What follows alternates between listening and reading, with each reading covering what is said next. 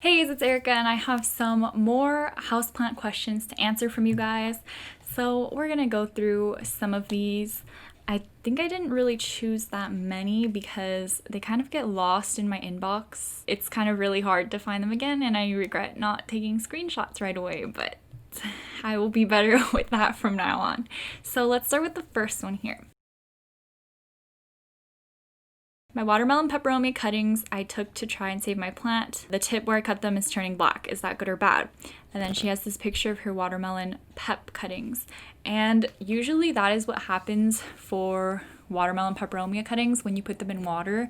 And I have found it's not bad unless you see it keep progressing up the stem. And even then I've seen, I've taken a ton of watermelon pep cuttings, I went crazy on that. So yeah, you can even see the rot kind of going up the stem, and there will still be roots growing out from that rotted part of the stem. It's kind of weird actually, but yeah, it's fine when it looks like that as long as it's not completely rising up the stem. And since she said that she was saving to save the plant, it means that the plant probably wasn't the healthiest. So that's even a higher possibility for the root or for the stems to rot. So it's best if you take as healthy cuttings as possible. But of course, if your watermelon peperomia looks like it's dying and that's the way that you want to save it, which I think is a really good way to save it, to take cuttings, then it's fine if you see the root or the stem kind of rotting like that. A way to kind of prevent this whole situation is by taking cuttings of the leaves and then soil propagating those. I have a whole video on that if you want to check it out. It's so easy. This is one of the only plants that I will soil propagate because I'm really not a fan of soil propagation, but I find that it's much easier to propagate a watermelon peperomia by soil than by water. So you can check that out if you want to, but I think the plant will be fine. It's gonna grow some roots hopefully, and well, there's two of them, and at least one of them, the bottom one, looks to be better than the top one, so hopefully those will pull through, which I think that they will. The next question is that she has a heartleaf philodendron and the leaves have wilty / curling leaves, and she's had it for 1.5 months. She said she thinks she's okay with her watering schedule, and it's still putting out a lot of new smaller leaves. And she keeps it in a southwest facing room with bright and direct light. That's really good lighting, and I wish that I had a room with that kind of light. So that's really great. And what I said was that since she said that it probably wasn't the watering, I assume that it could be underwatering, because for hanging plants it's a lot easier to underwater them. Even though you're watering them, they kind of dry out a lot more quickly, and the soil doesn't retain water as well, so it's better to bottom water hanging plants. And I also have a bottom watering video, but if you bottom water your plants, you can go for a longer time without watering your plants and they'll still hold in that moisture. But if you water from the top, it's super easy to just drain out quickly and the plant won't be able to get enough water. So I assume that was maybe what was happening, and you can see that there is specifically one strand on the plant that has the curling leaves. And usually when you see just one strand being affected, it has curling leaves, that means that something is going on with the roots. Either the roots on that plant dried out too much and then they eventually died, or it was overwatered and the roots on that plant died, on that stem died. Either way, it's just not good. You can tell there's something going on with a strand, or one stem like that. It's really good that it wasn't happening around the whole entire plant though. It's just that one stem.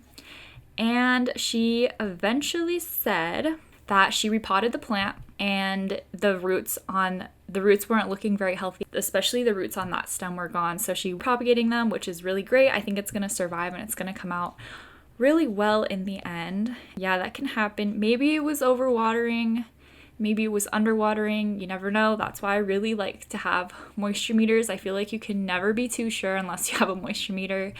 And I'm not sure if this is the original pot that it came in, but sometimes when you buy a plant, the soil that it's in is not the best mixture for that plant. I don't really like repotting my plants out of their nursery pot But if I do see there's a problem with the soil, for example, a lot of peperomias in my experience or Hoyas have come in soil that is just way too water retentive for that plant. So I've had to repot them into better soil, and if I didn't, then they eventually died. Just kind of keep a close eye on the plant, because sometimes the soil is weird. I've also had soil that dries out in one pocket and then the other pocket stays really wet. There are some plants that are grown in like 4-inch little plugs, so their roots are kind of in a little plug situation, and that area of the plant, like at the base of the roots, holds a lot of water. So all the soil around it can be dry, but that part will still stay wet, and that's really bad for the plant too. So yeah, it could be the soil, but she did great. She repotted it. It's gonna be fine. For the next question, we have a little plant or 2 plants with little mushrooms in them. And she wanted to know if she should repot with more breathable soil, if the mushroom would eventually kill her plant, and she doesn't overwater. She uses her moisture meter, which is really great. And here are the little baby mushrooms. Mushrooms aren't going to kill your plant. It's nothing you should worry about. Usually when I have mushrooms in my plants, they are for plants that are outdoors, so I don't really worry about them. I just let them kind of live their little life cycle. They don't tend to come back in my experience, but if you want to get rid of them, you can literally just pluck them out of the soil, try to get them out by the roots, and that should be fine. And usually this happens in plants that need more moisture, so she has it in her calathea, which I think is fine, and then I think also in her snake plant, which some of those can take a lot more water, so that's good. And then also bottom watering can be helpful for that, so that the top part of the soil isn't damp and moist and really inviting for mushrooms and, you know, those moisture loving kind of pests. The plant doesn't really need to be repotted. It's just a little small area, so you don't have to repot the entire plant, but if you want to, that is completely fine too, because there could possibly be spores in the soil that will cause more mushrooms to grow. But like I said, they're not really that big of a problem. If it bothers you though, you can definitely repot. And for the next question, so I just thought this one was really cool. He bought this Monstera Adansonii for only $6, which is crazy because this thing is really big for only $6. That's a steal. And it also has that amazing pole. That's amazing. He was kind of concerned because of these speckles. And at first, I was looking at it like, that is some gorgeous variegation. That looks like some variegation. And I think it looks so pretty. And sometimes a nutrient deficient plant, like the nutrient deficiencies show in the leaves as kind of a yellowish looking variegation, and kind of like how a golden pothos looks, but not as intense. So like a lightly variegated golden pothos, that's kind of how the nutrient deficiencies show up in the plant leaves.